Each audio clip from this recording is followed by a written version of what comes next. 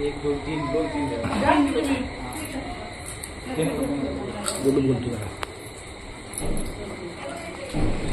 रामकृष्ण हरी रामकृष्ण हरी. आत्ताच आमचं गणेश नलवडे माऊलींच्या घरी गणपती उत्सवाच्या निमित्तानं छोटंसं भजन झालं. भजन एका अभंगाचं आता तरी झालं. भजन म्हणजे सगळ्या लोकांमध्ये भगवंताचं नामस्मरण करायचं, त्याला भजायचं म्हणजे त्याचं नामस्मरण करायचं, त्याला आळवायचं, त्याला आवळायचं नाही, त्याला आळवायचं. आणि त्यानिमित्त आम्ही अर्धा पाऊण तास जी काही सेवा असेल झालेली सेवा माऊलीच्या चरणी अर्पण करतो. आणि आमच्या नलवडे परिवाराने विशेषतः आमची आई आमच्या सोबत आहे. खूप छान.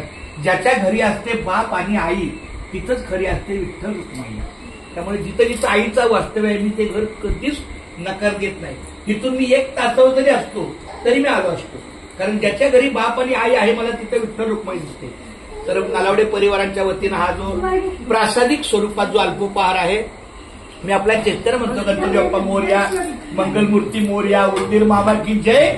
आणि चहा पाण्याची सोय पण ते आपलं तिथं जय आणि सोय जुळवून जातं म्हणून. पण ठीक आहे, काय हरकत नाही. हा प्रसाद आहे. प्रसाद.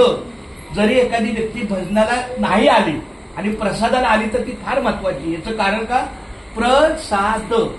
प्र म्हणजे प्रत्यक्ष, सा म्हणजे साक्षात, द म्हणजे दर्शन. जरी समजा एखाद्या भाविकाला प्रसाद म्हणजे दर्शनाला नाही येता आलं तरी प्रसादाला तो आला म्हणजे त्याला सगळं आलं. तर हा सांगता आहे. कोणत्याही भजनाची सांगता प्रसादाने होते.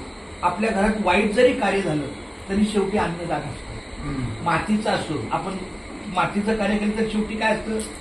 अन्नदान ही फार मोठी भक्ती आहे. त्यामुळे प्रसाद मिळावा हीच सगळी अपेक्षा आहे, बाकी काय नाही.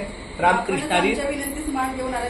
अहो माऊली, हे साधू संतांचं घर आहे. बोलत हे अभंग बोलाय बोलतात की झाले समाधान पायी विसावले मन.